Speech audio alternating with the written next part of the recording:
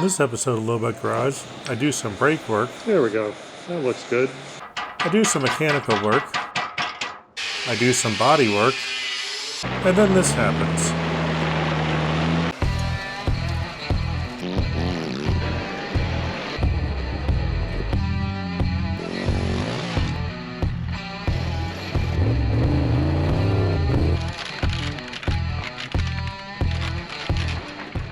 Last night, I dragged out the old covered wagon project. It's time to get that thing going again. Now, it's been a long time since I worked on this wagon, so let me give you a quick overview of how we got here. I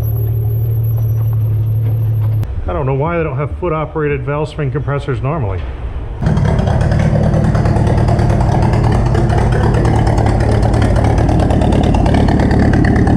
It's a 10-foot long deck all the way. That's not even that heavy.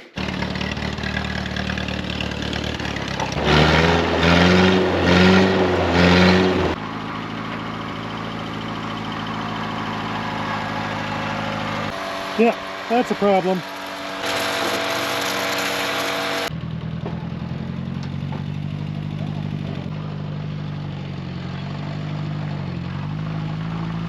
I did a 4-part series on building this. So if you're interested in details, you can check that out. I'm a bit embarrassed about the whole compression issue. It's not even a hindsight thing. I should have known better at the time. Then I let it sit for a while to work on something else, then it wouldn't run right afterwards.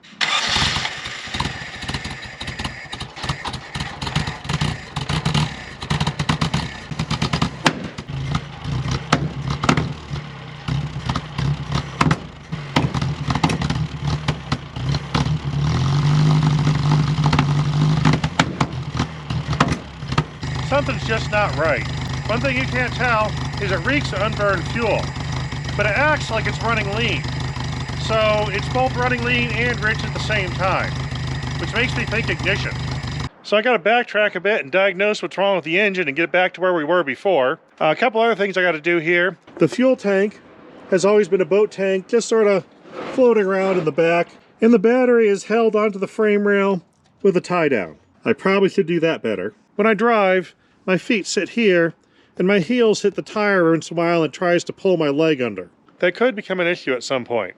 Also, there are no brakes whatsoever.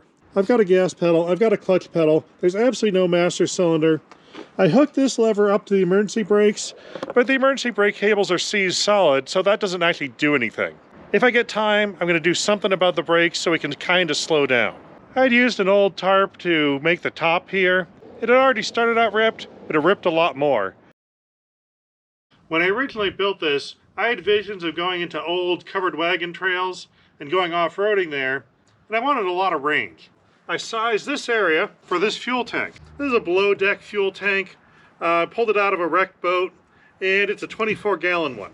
And it fits absolutely perfectly right there. And now I'm going to pull it out. Because I realized, while I had visions of going down trails for days on end, my family didn't necessarily share that same goal. They'd probably enjoy it for an afternoon tops. I don't need a fuel tank this big.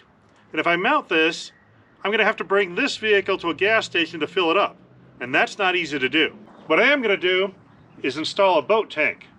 And that will fit in that exact same spot with room to spare. And I'll make something that bolts in, so if I really need it, I can put in that big tank. But for now, I can just take this tank to the gas station and fill it up, and that'll be a little more realistic. Pretty roomy under there. Good thing. Got my mount made, and it's easily unboltable or adjustable if I want to go with a different size tank. Got the tie down run through the carrying handle. I think we can call this good enough. That's actually really sturdy. Old bed frames are a great source for angle iron.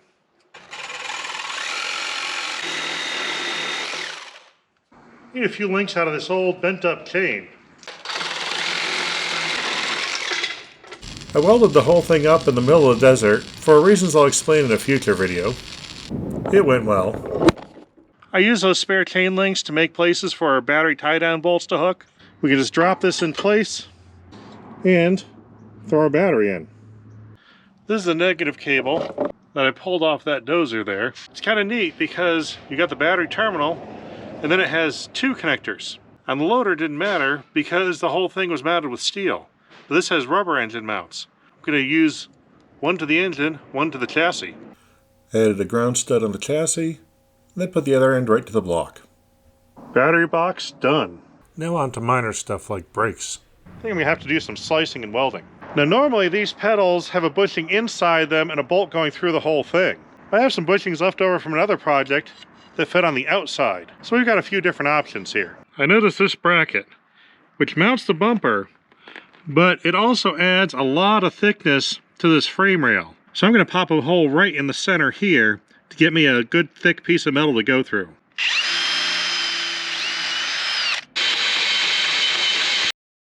We're going to put our bushing right through the frame. Now I have to make a pedal that fits around all that stuff happening in the front. Just going to take random bits of other pedals and try to make it work. So far, this is the pedal I've come up with. Fit through that bushing, and there's our pedal movement. Next thing I have to do is figure out the master cylinder. I cut up another pedal for the pin, so this will actually push it. My original thought was to put it like this, so I have it somewhere there, then hang this master cylinder right behind it. But then I didn't like how low it hung, and it looks like this tire will go right into it when it turns. So I was regretting everything I did and trying to figure out how to completely start from scratch. I fiddled around with it a little bit and did this. And I realized I could use the same setup like this if I put the master cylinder over here. So now that rod would push that way. But this one, I could kind of make it fit, but I figured I'd look into other options. And this is my next option. This is a master cylinder for a 1985 Jeep Cherokee, but not the brake master cylinder, a clutch master cylinder. So it's a single reservoir, single output, has a rod on it that just happens to fit my pin perfectly, and that's a nice size to put right there. I've never tried using a clutch master for a brake master. It's probably not a good idea if you're on the road because it's a single system, but this thing's going walking speed. I think this will be fine. Since this is just tubing, I made up some fairly thick plates. I'm going to put those as big washers to spread the load to the edges of the tubing. After I worked on that a bit, I started collecting parts I needed as they went on clearance so I could find them cheap. So I got a miscellaneous pile of brake parts. It's time to dust them off and see what I got. There's some wheel cylinders, some hoses, a set of shoes. We're going to see if we can make working brakes out of this pile of whatever it is I bought. Kind of forgot now. You can see by the way this dial is bulging out of it, there's some internal issues. And this does not move whatsoever. It's actually grease inside there. 5 of the bolts were good. One snapped a little bit. There we go. Still grease in there. Not water at all. That's nice. Get some of this grass and spider webs out of the way. You can see if I can pop off this. The shoes actually look like they have virtually nothing left to them. So those are pretty worn out. I'm sure there's a wear limit somewhere I could check. I'm also sure those are well past it, because that's the metal and that's probably a 1/16 of an inch of pad material.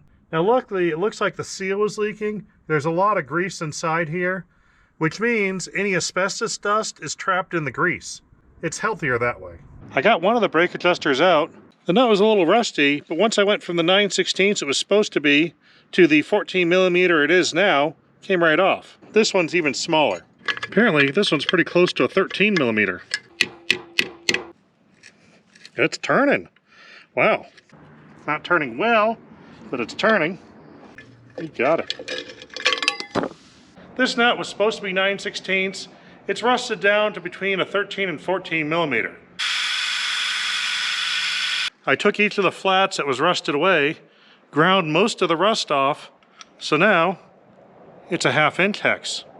And this one has a part number right here. I don't know if you can see it there, but that's what I'm going to show you here. This is a paint stick. I've got this at McMaster car. It was like $3, $4. Take the paint stick and you rub it on the letters and you cover them all up, then you wipe them off. And then You can see them better. Now that right there is a lot easier to read. I used the part number to find some wheel cylinders, or I should say wheel cylinder, because I could get the right side, but the left one wasn't available. I was able to get a wheel cylinder rebuild kit, so hopefully that left cylinder is salvageable. I got all the new brake stuff in, so that should probably work. And now that the sun's set and it's getting pretty dark, this is the perfect time to inspect the bearings. I don't see any problems at all. Let's just put these right back on. That saves all that cleaning and repacking. Kind of nice when you're dealing with a vehicle you know is only going to go walking speed. We got to brave the spare axle pile. I know there's a bunch under this tarp. We're just going to try to step carefully. There we go. That's the thing I need. Oh, it even turns. Perfect. Definitely has been sitting in the same spot. Everything had run down to one side. This wheel hasn't turned in a long time. Got a little bit of rust over here, not too bad. We'll just pretend we never saw that. Gonna give a shot to one of these all-in-one extractors. They're actually a drill point cut backwards with a screw extractor on it. I'm making some chips. It's something, I guess. Oh. Wow. That did the job. That extractor broke. The other piece is inside the leftover bit of bolt. But got the job done.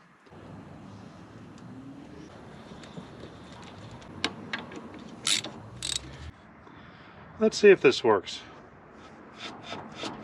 Yep, we're locked in.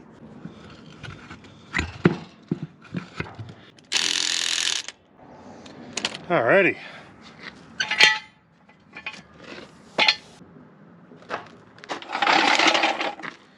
This is my old wheel cylinder.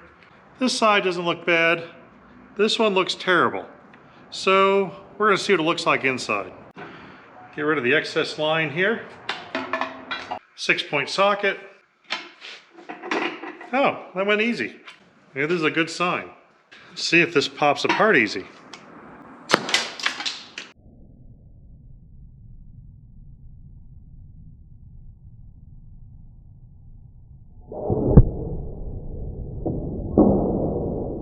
I just gotta find those pieces. Found the pieces that came flying out. That looks like one salvageable piston. Let's see what the other side looks like. Use a piece of aluminum as a drift. This side's not as easy. We got an empty cylinder. Next it was on to the cylinder from the other side. I just gotta get that bleeder out. Let's try a little heat. I don't want to snap this off.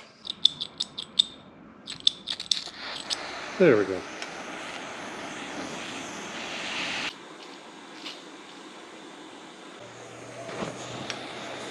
There we go. That looks good.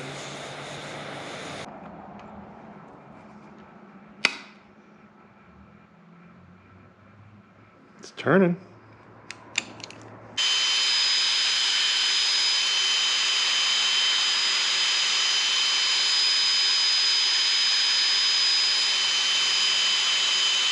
The cylinder has some pretty deep pits in it, but they're kind of near the middle, and the pistons go to either side.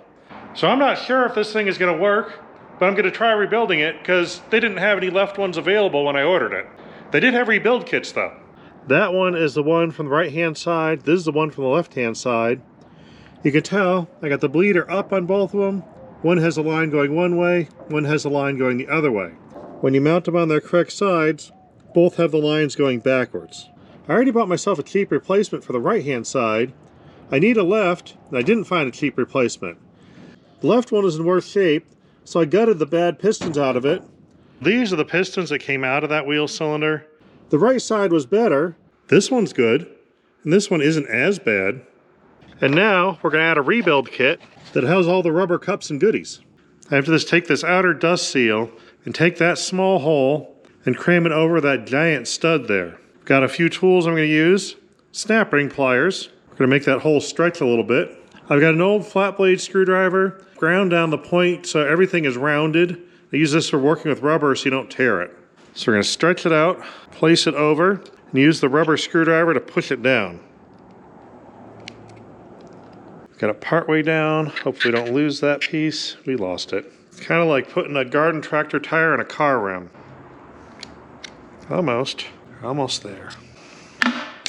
Alright, let's try another time. At this point, you wish you had disc brakes because they're so much easier to rebuild calipers. Got it mostly there. Make sure it's seated all the way around. We don't want this popping back out. We don't have to do that again. We got it in place. So now we can start putting this thing together. These are pretty simple. We got a spring that goes in the middle, a seal that seals the fluid in between, and then the piston on the end. You can see it's all slippery with brake fluid. We can go ahead and put this together. Got the seal goes in, piston on the end. Got one side done, spring in the middle. Next side we have to slide together, make sure that seal doesn't fold over or do anything weird. And last piston. Now we have a rebuilt wheel cylinder. On these brake shoes, the metal part is identical on both sides. The friction material goes all the way up to the top here and does not here. It's much shorter. These shoes are fixed on pivots on the bottom. Both those pistons are just floating in there. They can go wherever. So as your wheel's spinning forward, when you hit the brakes, the wheel tries to push both those pistons that way. There's more material on the front shoe to handle the higher pressure because of the wheel rotation rotating it. And the rear shoe doesn't need as much because it's getting pulled away from the drum. I started doing this wrong, got it fixed now. So we're all set to put this back together. And bolt. Luckily these extractors came in a set. I'm going to try the next size up from the one I broke. Hopefully it'll work again.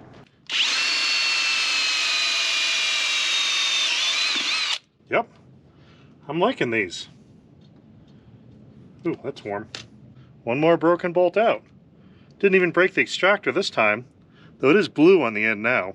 What I have here is the original distribution block from this FC150. And it has a port in that comes from the master cylinder, and then a line that goes to the rear brakes, a line that goes to the left front, and a line that goes to the right front.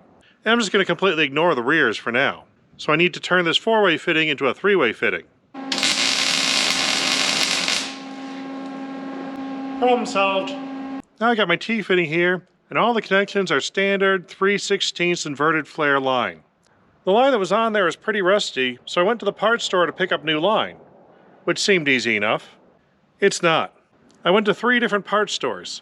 I could find 3/16 line with the correct flare and metric fittings, which do not tighten down in my 1958 distribution block here. There were some with American fittings, but they all had a bubble flare on them. The bubble flare itself is not bad, because that's the first stage of a regular inverted flare and it can fix that. The problem is, the nuts that came on it have this little nose on them, so the flare stops it from going in before the threads actually engage. This has the right thread. I can fix the flare, but I can't actually attach it. So I have to remove the nose from the fitting in order to make this work.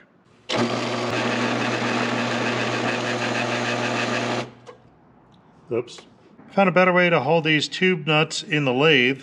They're standard 3/8 fine thread, so I'm just going to thread it right in to a regular nut, tuck that up in the lathe. The only trick is you got to let it spin backwards so that that doesn't back out. But cutting backwards is no problem. Now to turn this bubble flare into a double flare is real easy. We just drop a regular old standard single flaring tool in and crank down. And then we have a double flare, all done. All the lines are in. It's time to bleed the brakes. As it turns out, it's pretty easy when you can touch both the front drum and the brake pedal at the same time. I can actually reach both sides. That feels like a good pedal. Let's see if it stops the wheel. We are in good shape here. On the ignition, one thing to look at is this has an oiling cup. Now if you've been spoiled by working on modern vehicles, like from the 60s on up, you might not realize that some engines you have to oil the distributor. Otherwise, that bearing wears out. So I figured I'd check the distributor, see if the shaft had any play in it that might change my point adjustment. I hope you can see on screen how wobbly that thing is. It's all over the place. It could have been a bad distributor to start with and I just didn't care when I put it in. That's the most likely. Points open and closed, so that's something. Now I'm remembering how I put this engine together. I almost forgot all about that crack in the engine block. Glue's holding up good though. That seems pretty good. Crack in the head glue is holding up pretty good too. Now before I forget, I'm going to add some more oil to that cup. About 5 drops did it. Now there's 2 ways to deal with a worn out bushing like this. The first is doing it right and replacing the bushing. The second is covering it up. I'm going to do the covering it up option. I'm converting to electronic ignition. Apparently everyone has to have Cyber Monday sales, even though it wasn't actually Monday. I got this for less than $100. I've used this before on another project that had a little trouble with ignition.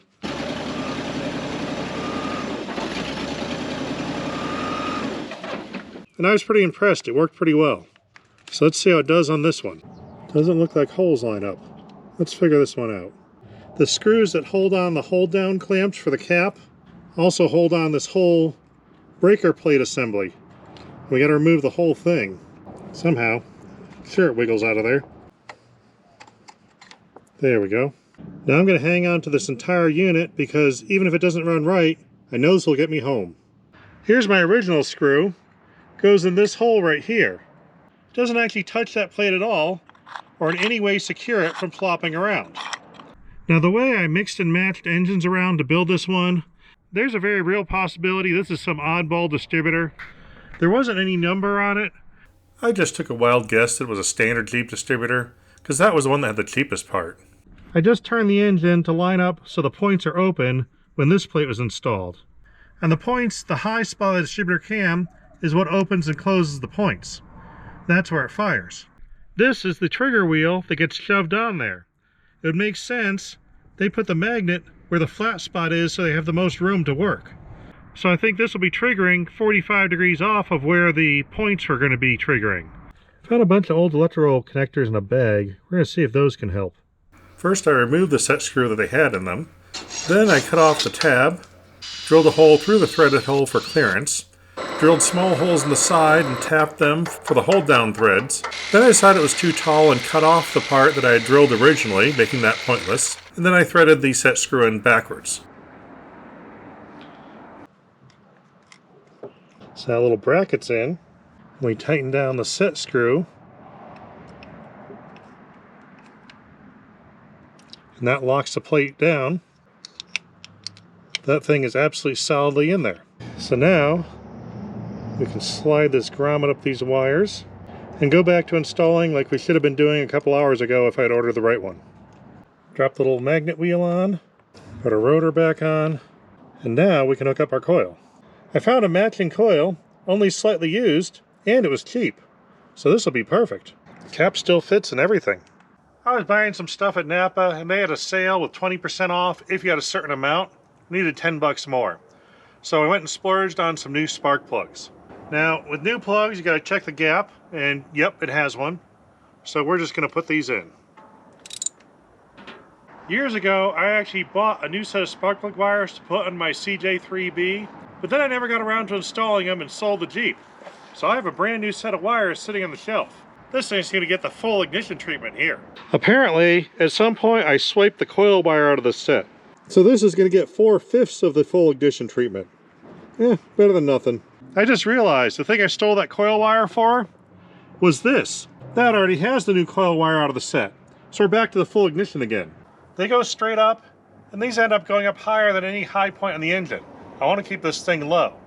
So we're going to correct that. There's always a flat spot inside. You can feel it with your thumb by squishing it. We pop an old spark plug in there just to make sure we don't ruin our new ones. And there. Now we have angle plug wires. That's a lot lower.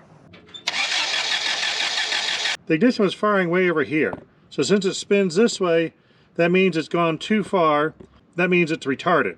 I've got some adjustment here, but I'm going to adjust my plate first to get me in the ballpark. Luckily, I can just undo these set screws, and now that plate will move. Oh, we're pretty close. Looks like it's still retarded. Take 4 or 5.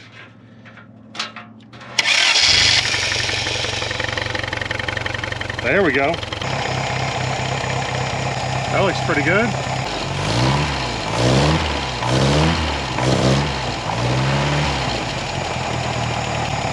I think we're in good shape. Oil pressure looks fine.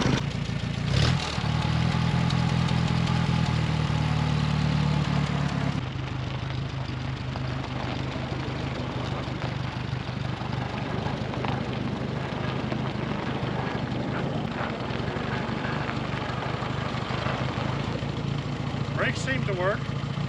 Let's test it out thoroughly.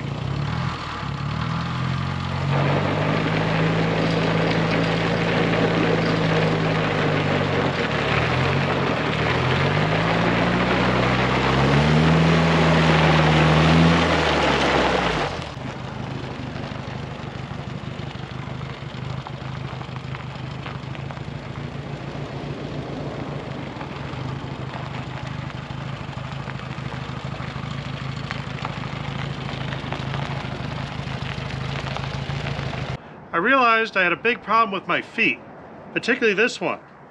So I can press the brake pedal no problem. Getting to the gas pedal is a little trickier. Getting from the gas pedal back to the brake pedal is even worse. So in an emergency, I can't stop. Since this lever doesn't work anyway, I'm just going to remove it.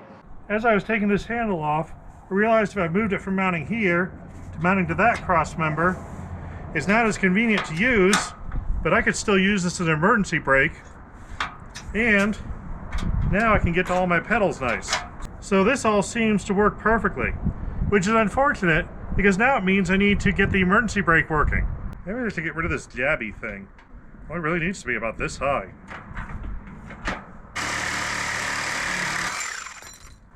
Well, that was easy. Found this in my PVC bin. That seems to be on there. Let's put a bolt in it just to be sure.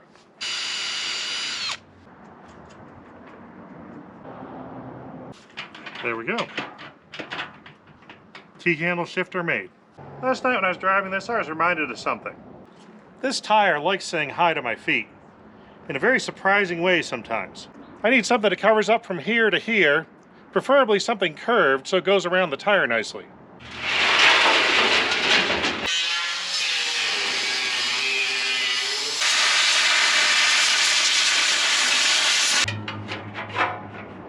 Something like that. Because the lever is going to only go backwards, so I'm going to make a groove there. If you saw the first few episodes, you might have seen that I had to change colors on this when I was building it because I discontinued the color I was using. Paint this section tomorrow when I get more paint. Since I ran out of paint yesterday, I went to pick up more. The first place was out of that color. The second place didn't even carry it, so I'm changing the color. They did it again. I can't find gloss sand in a spray can. I have one remaining container, and it's a little questionable. I used that paint to paint the fender panels. I'm going to pretend that this was intentional, and I wanted the safety non-skid grip here with all the lumps and bumps and stuff it left. I painted this well over 12 hours ago, probably close to 15. It's still a little sticky. I'm gonna let this dry a little longer, and we're gonna go on to some other stuff. Now it occurred to me it might be a good idea to have some kind of floor also. I found this piece, which you may recognize. This used to be on the back panel of the bus. I made some marks so I can cut out a notch where that goes.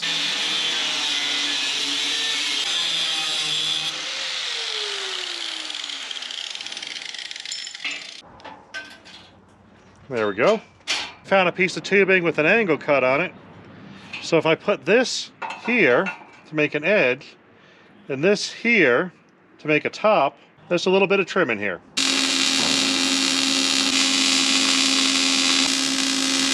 I welded this panel in. I'm going to bolt that one in in case I need to get to the linkages of the steering or something. It might make life easier. Here, there's pretty much nothing underneath that I'll ever need to get to. They can't get to from right here. These are still a little bit tacky, but I'm impatient and I want to put them on. Now I'm installing self-trapping screws that are directly above a cross member, so I got to put them in a slight angle. I'm going to use a few extensions to minimize that angle. We'll put it in way out here.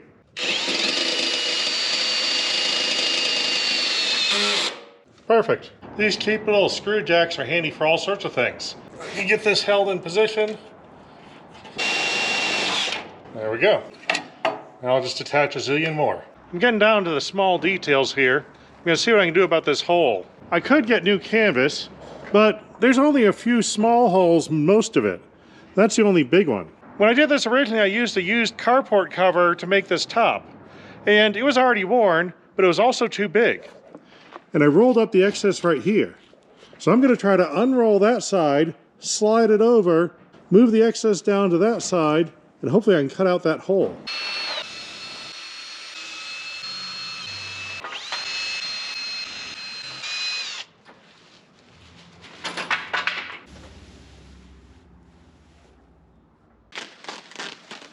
And away goes the bad part. Now we have fenders and most of a floor, at least where it's important. I figure the pedals will keep my feet from hitting the ground here. It's like a regular vehicle.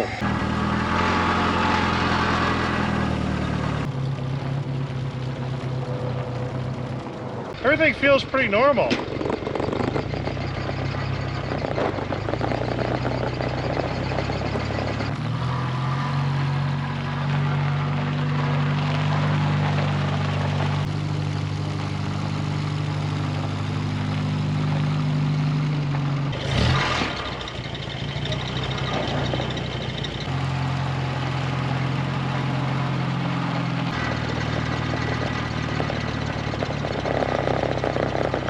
Neighbors look at me funny sometimes. I don't know why.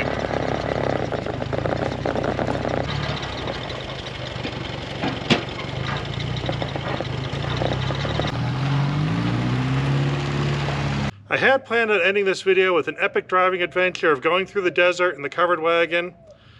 I got a problem. The left wheel cylinder is leaking. Apparently, when the piston looks like Swiss cheese, the cylinder isn't very good either. But luckily, I had procrastinated on this project long enough. The place that didn't have a left-hand cylinder in stock has one now. So I popped the 13 bucks and I got a new wheel cylinder on the way, which means I gotta end the video here. I got more brake parts on the way. When they get here, I'm gonna do that and a few more upgrades on this vehicle. And I was really happy just driving it around the yard. It's a neat vehicle. I have a lot of history with it. And now it doesn't feel like I'm in danger every time I drive it. It actually feels kind of normal. So I'm calling this one a big win. Hope you guys are having fun too, and we'll see you next time.